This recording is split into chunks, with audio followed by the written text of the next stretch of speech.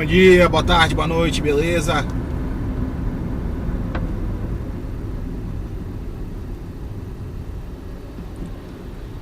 Será que a gente passou daquele limite histórico que, vamos dizer assim, ele é cíclico, né? Nós temos pontos limite em que uma determinada questão muda e caminha em direção ao seu oposto. Eu estou falando especificamente do design e de um pêndulo histórico que a gente tem de momentos que oscilam de uma ênfase exagerada na prática e numa situação oposta você tem uma ênfase exagerada na teorização, por assim dizer. Eu estou falando isso porque eu tenho visto há algumas semanas já, mas não sei se eu cliquei em alguma coisa no Instagram que acabou que isso começou a aparecer para mim com mais força, que é a oferta de livros para pensar o design. E aí tem vários kits de editoras diferentes aparecendo com esse pitch, assim vamos dizer, né? Com essa oferta, a tentativa de despertar o desejo das pessoas comprarem o kit é livros para pensar o design. E a gente está num momento esquisito, pelo menos na minha avaliação, que não é exclusividade do design, é um sinal dos tempos, né? Como eu estou falando, é pendular, tem um ciclo, talvez uma espiral, né? Porque a gente nunca volta à mesma posição que estava antes, mas que você oscila de um momento de exagero, de super ênfase na prática, no fazer, e de momentos opostos de muita ênfase no pensar. Só que esse período nosso do pensar me parece que ele tem muito a ver com essa coisa da pós-modernidade e tal. Então esse vídeo é um vídeo de lavação de roupa suja típica.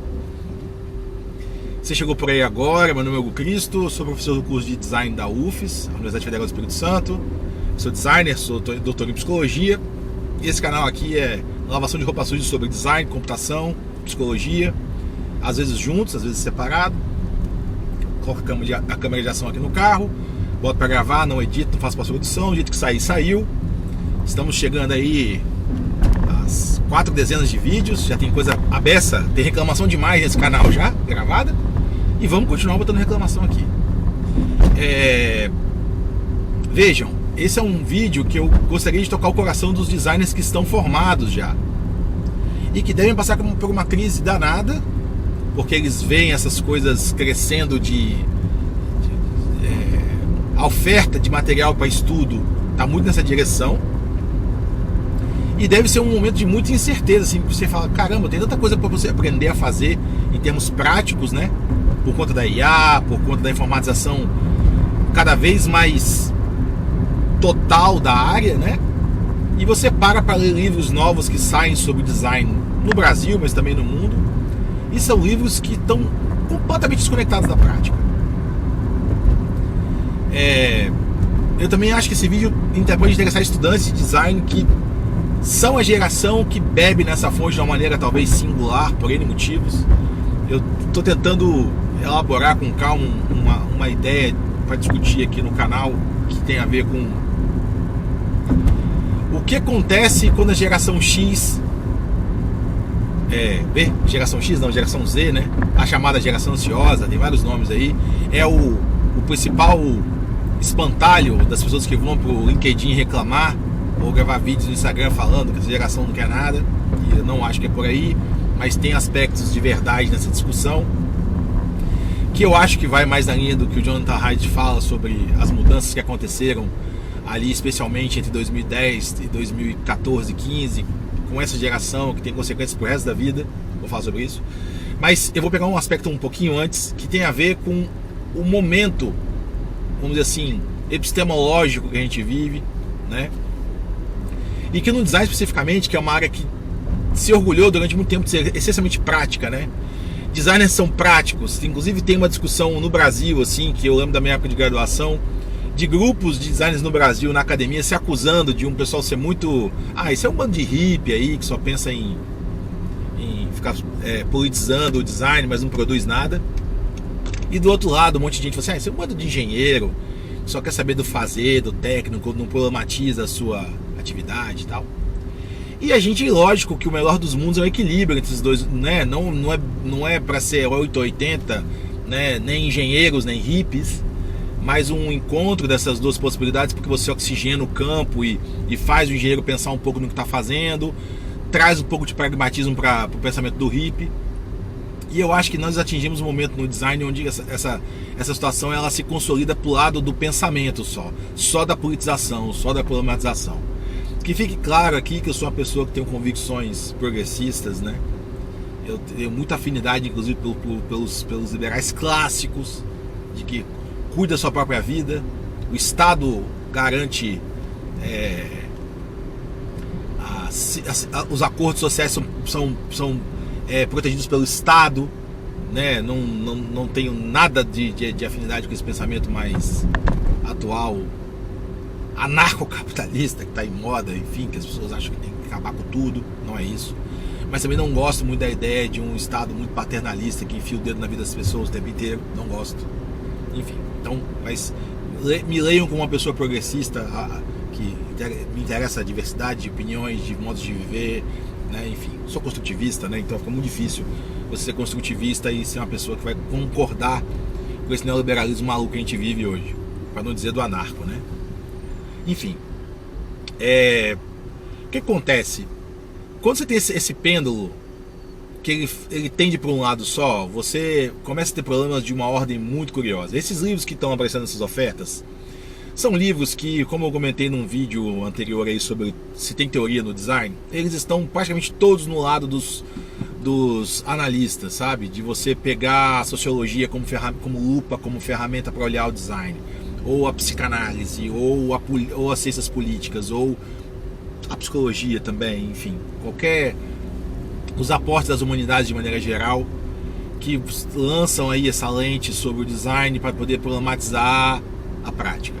Eu acho espetacular, fundamental se problematizar a prática. O problema, e eu tenho falado isso já, quem já me viu falando em palestras ou em mesas de discussão e tal, em instituições de pesquisa por aí que fala sobre design no Brasil, eu tenho um histórico que ele não é muito, inclusive, não é lembrado com carinho por alguns colegas que eu tenho, de que eu tenho reclamado um bocado de que essa politização do design é muito importante quando ela destrói as estruturas que estão colocadas e coloca alguma coisa no lugar.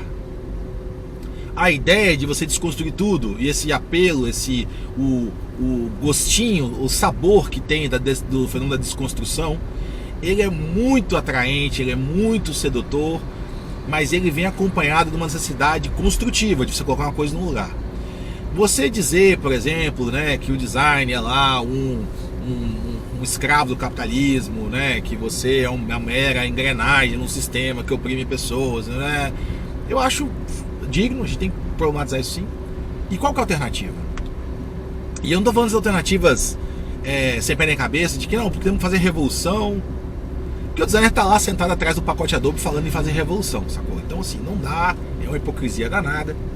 Mas enquanto está aí só nas academias e nas discussões que são inócuas dessas pessoas que acham que você ficar discutindo céu, a terra e a estrela sem consequência resolve, porque isso engorda lattes, você publica artigo e vai ser aplaudido em congressos que ninguém dá a mínima. E olha que eu vou para congressos que ninguém dá a mínima, eu dou a mínima para um monte de congressos que ninguém dá a mínima. Não é esse o ponto. A questão é mais que, como não tem consequência, você pode falar o que você quiser. O problema é que essas ideias, elas não ficam no vácuo, né? Elas começam a contaminar a sala de aula, elas começam a contaminar o mercado editorial. Se você tá num mundo onde todo mundo fica o tempo todo batendo palma para o maluco dançar, essa música vai virar hit, assim, sabe? Você vai transformar essa bateção de palma num hit e todo mundo vai consumir esse negócio. Vai ficar nas 10 mais do Spotify e quando você vai ver, tem um monte de maluco dançando. Tem isso. E eu penso sempre que o design, por ser uma área que é muito prática historicamente, ela sempre teve esse teor prático e tem essa tensão com os teóricos, né, com os hippies, como os engenheiros diziam. Você não pode abrir mão dessa prática. Você está problematizando a prática, mas há uma prática a ser problematizada. E quando você vai vendo os títulos que têm saído assim, que são muito focados justamente nessa dimensão mais crítica do design, eu fico me perguntando onde estão aqueles que problematizam a prática. Porque as mudanças nas crenças, nos valores sociais, elas não vão acontecer só pela discussão, gente. Existe um engajamento necessário com a ação. É por meio da prática. E aí podem falar uma série de coisas. Ah, o materialista aparecendo aí. Lamento, mas tipo, você não vai conseguir promover nenhum tipo de mudança social sentado na cadeira. Você vai ter que se engajar em algum tipo de prática. E no caso dos profissionais de design, a prática, que é a prática de projeto, ela é, por definição, uma atividade que introduz mudanças no mundo, como dizia Bonzip. E essas mudanças que elas estão no mundo, elas vêm pelas práticas. A gente utiliza artefatos, a gente introduz eles nos nossos processos interpessoais de comunicação, a gente faz a mediação nas relações de trabalho, nas relações de consumo. Então, assim, você tem um potencial de transformação muito grande pelo design, mas tem que colocar coisas no mundo. E não adianta colocar coisas de Lego no mundo, sabe? Ficar fazendo simulaçãozinha, roleplay com Lego. Não adianta, cara, essa coisa está na prateleira do supermercado. Isso tem que estar nos espaços de trabalho. Então tem uma questão ali que eu acho que é uma fragilidade dessas críticas de afetarem a prática de projeto. E isso é um aspecto negativo. O segundo aspecto negativo, que eu tenho conversado muito com meus colegas que são professores pelo Brasil, é que também essa discussão política ela gera um desinteresse das novas gerações, principalmente a geração Z, que gosta muito de multitasking, né? De não consegue ver um vídeo durante muito tempo sem estar vendo um outro, de estar uma crise de atenção muito grande para conseguir focar em alguma coisa.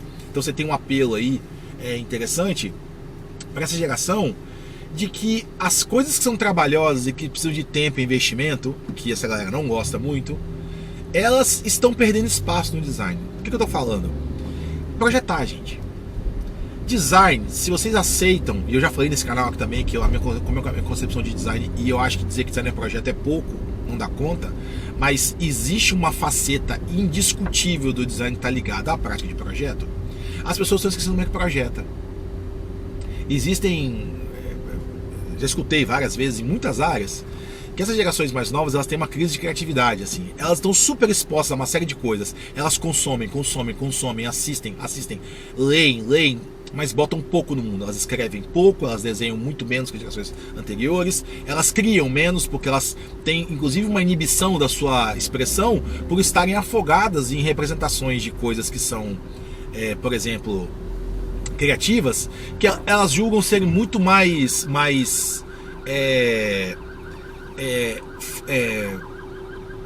poderosas, relevantes ou bem acabadas do que a delas. Então isso inibe elas na sua própria prática. Se elas não colocam nada no mundo, que elas estão inibidas, né? Estão se achando menores, mais incompetentes, menos capazes, e aí elas não fazem nada. E essa trava que tem, quando ela encontra com essa super exposição aos aspectos políticos e críticos do design, que não vem acompanhados de consequências sobre as práticas, você tem um problema. Então veja, o problema não é a discussão crítica e política, ela é necessária, fundamental, e nós não podemos voltar atrás e termos projetistas que são indiferentes ao seu entorno. Não é isso que eu estou falando. A gente precisa que as pessoas estejam situadas, situem a sua prática no tempo, no espaço, nas relações sociais. Isso é uma coisa. Mas você tem que situar a prática e não só o discurso. Então a virada discursiva que a gente teve aí nos 70, 80 do século passado, né, para você poder assumir essa dimensão construtiva da vida, de que você não tem como desconectar a sua visão de mundo do mundo que você habita, isso afeta as suas práticas, tem que afetar as práticas. Então eu vejo colegas reclamando que os estudantes não valorizam estudar densamente os fundamentos do design mesmo, tipografia, composição, cor, grid, porque primeiro os softwares de hoje dão isso pronto. Segundo, você tem uma cartela quase que infinita de fontes para escolher, então você já não valoriza mais o conhecimento fino das fontes. Você precisa ter uma fonte que tem um desempenho de leitura tal, para uma métrica lá de coluna, que você precisa de um tema que dialogue melhor com aquela tipografia, para você dar ritmo de leitura e manter a pessoa num sentido confortável, ou que você tem uma tipografia que ela tem aspectos de economia mesmo, né? De papel, porque a indústria de papel desapareceu, né? Você não tem jornais circulando no dia a dia mais. Vitória não tem jornal impresso mais. Então esse estudante aí que está na faculdade de design, para você mostrar um jornal impresso para eles, tem que comprar fora do país ou nas grandes cidades, tipo comprar em São Paulo ainda, que circula jornal. e mostrar para ele, porque ele não sabe o que é um artefato. Ele não entende a dificuldade que existe de você usar um papel barato com impressão rápida e você ter uma tipografia que não tem que expandir ali, que tem que ter ink traps, por exemplo. E eu tô falando coisas aqui que talvez para muitos designers que estão na casa dos 30 anos não sabem o que é isso. Porque desapareceu essa história, né? Então o cara acha que grid é brincadeira, que você ter ritmo de leitura é brincadeira, que composição é bobeira, que você pode simplesmente ficar olhando, fazer um mood board com um monte de layouts que te interessam e simplesmente imitar, né, ou replicar aquilo que você gosta e não sabe muito por quê. Que combinação de cor eu posso no Adobe Color Wheel lá e pedir para ele fazer para mim as complementares ou as harmônicas e tal, e eu uso aquela paleta de cores sem o esforço de você desenvolver a sensibilidade para a combinação cromática da sua cabeça.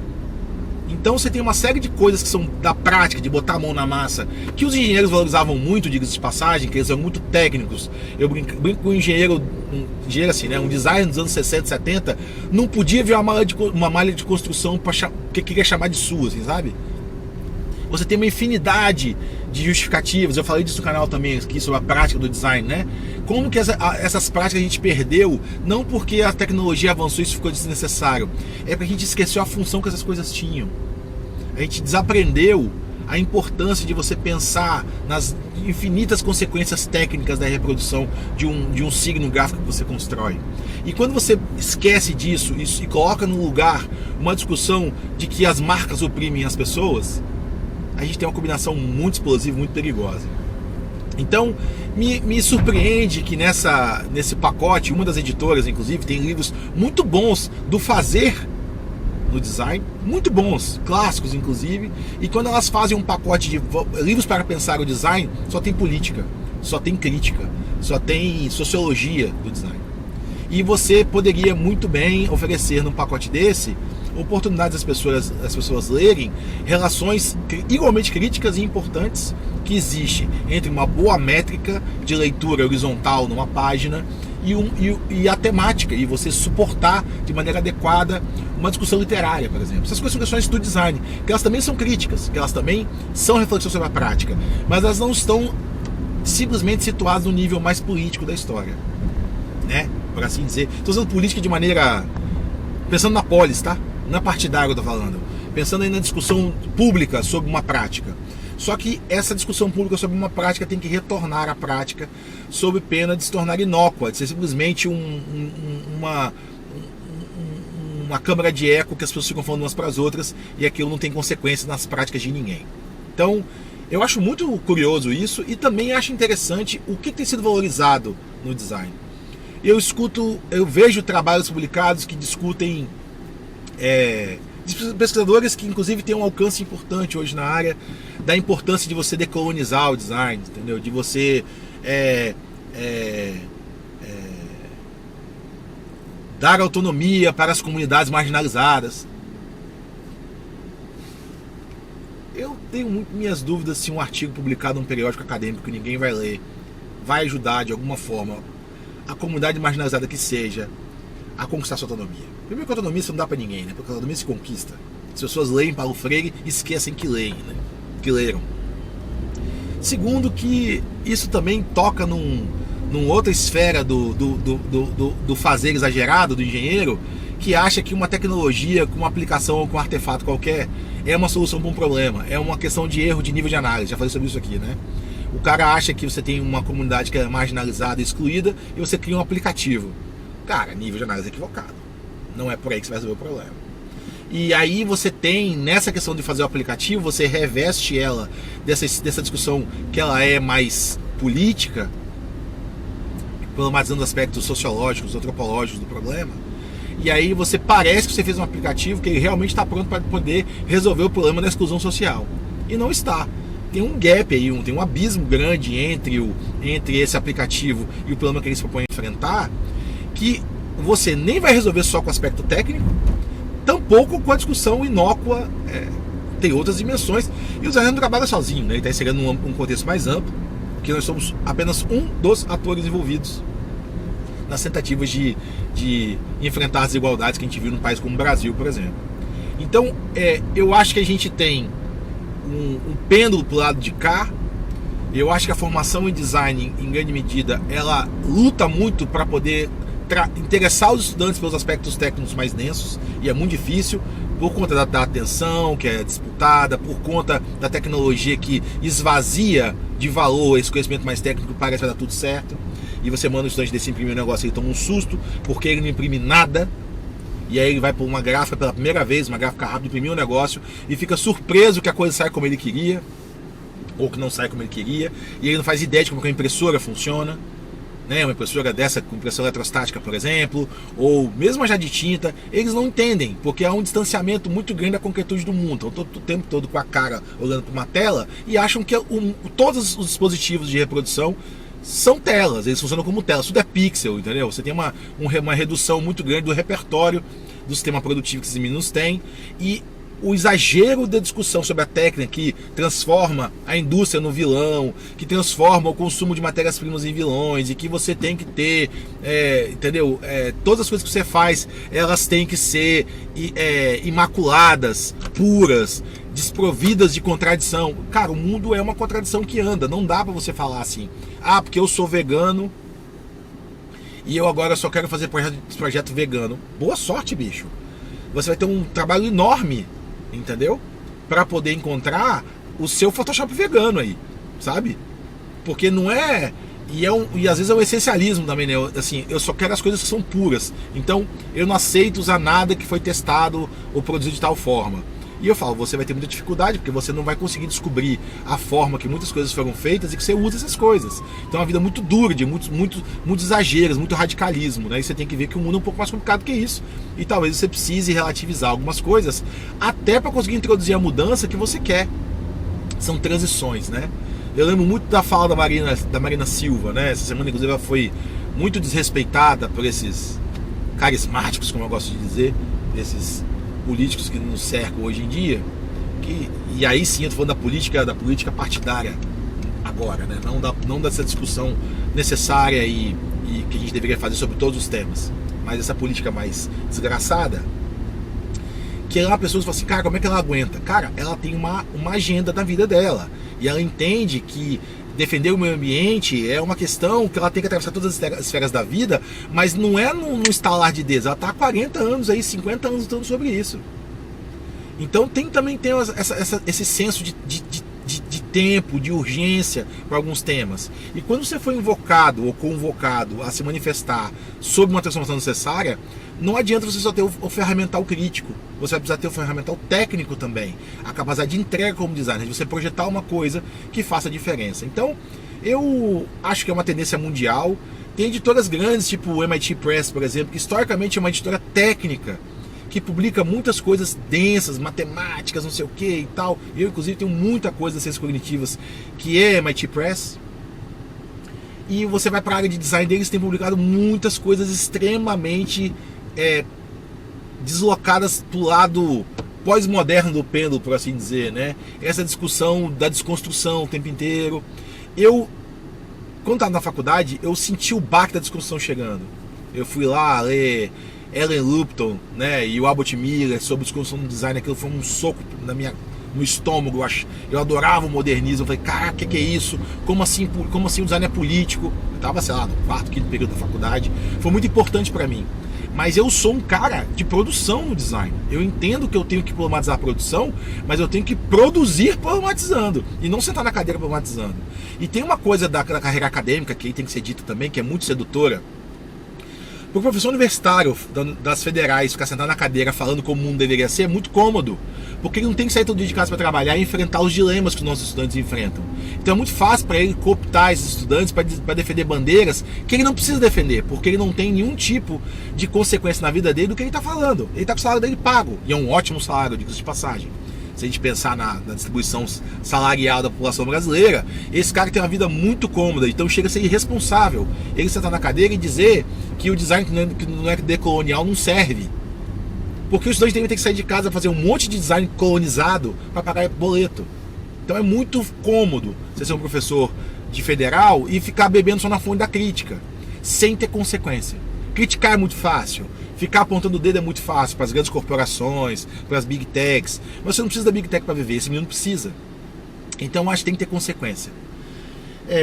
Eu não acho que isso vai mudar fácil, porque a gente está vendo num momento de recrudescimento da discussão, mas a gente tem que lembrar que essas coisas elas são cíclicas. Já tivemos um momento, principalmente lá nos estudos culturais, né, naquele momento ali do pós-guerra, em que você teve também um adensamento dessas discussões mais críticas, especialmente, né, nesses estudos culturais mais fortes, estudos de mídia, da comunicação de massa, que também teve uma consequência interessante do ponto de vista do imaginário dos projetistas, mas aquilo gerou consequências de projeto. Então acho que é uma coisa que fica de fato oscilando, né? Nós temos talvez um momento agora de muita valorização dessa discussão mais crítica, e talvez isso gere, até por as transformações que a IA está causando e tudo mais, de um retorno à valorização da mão na massa, de você ser capaz de entregar, mesmo com essa discussão política de mais alto nível. O que não vai poder, gente, que vai ser o pior cenário do mundo, é você pegar uma geração que está condenada a lidar com talvez a maior transformação tecnológica da nossa história, que é a IA, que utiliza agentes, e dizer que o que eles têm que saber lidar são só com os aspectos políticos disso. E não é só porque é pouco, não, porque é difícil a beça lidar com isso também. Eu quero saber quem tem segurança de sentar e dizer o que vai acontecer, por exemplo, com direitos autorais nesse mundo com a IA. Ninguém sabe direito o que vai acontecer com a ética do trabalho, de você... as decisões de projeto, de quem são os responsáveis por decisão de projeto que uma IA tomou, sabe? Não são discussões fáceis. Por outro lado, você vai precisar lidar com essas coisas na sua mão, com essas tecnologias, e não adianta dizer que essa parte ela é secundária, que ela se ajusta, porque ela não se ajusta. Ela precisa ser trabalhada, discutida e ensinada, e esse menino tem que dar conta disso. Beleza? Hoje está um dia com sol, tá dando para ver pelas imagens, né? Tá bem mais sol que ontem, 29 graus e meio aqui em Vitória. Hoje é um diazinho de trabalho nosso curioso aqui, estamos envolvidos num projeto que vai colocar coisa no mundo que ajuda aí a prestação de serviço público para a comunidade, né? Eu comentei já aqui que meu laboratório é muito envolvido com projetos para o governo do estado. Estamos fazendo ajudando uma equipe que está desenvolvendo uma aplicação importante aí para o sistema de justiça do Espírito Santo. Vou comentar sobre isso depois em outros vídeos provavelmente. Mas a gente teve uma discussão enorme sobre como que faz esse negócio, e se a gente não tem alguma discussão sobre os aspectos, as consequências sociais dessa aplicação, a gente também está trabalhando no vácuo, como se fosse indiferente às mazelas da sociedade. Então é um encontro, gente, é uma combinação das coisas, nem 8 nem 80. O problema é que a gente está no momento agora que parece que discutir, reclamar aos quatro ventos sem colocar nada no mundo basta, e a minha humilde opinião é que não basta, beleza? Respeite os pedestres aí, use de segurança. Talvez tenha mais um vídeo essa semana, se não, ficamos por aqui. Valeu!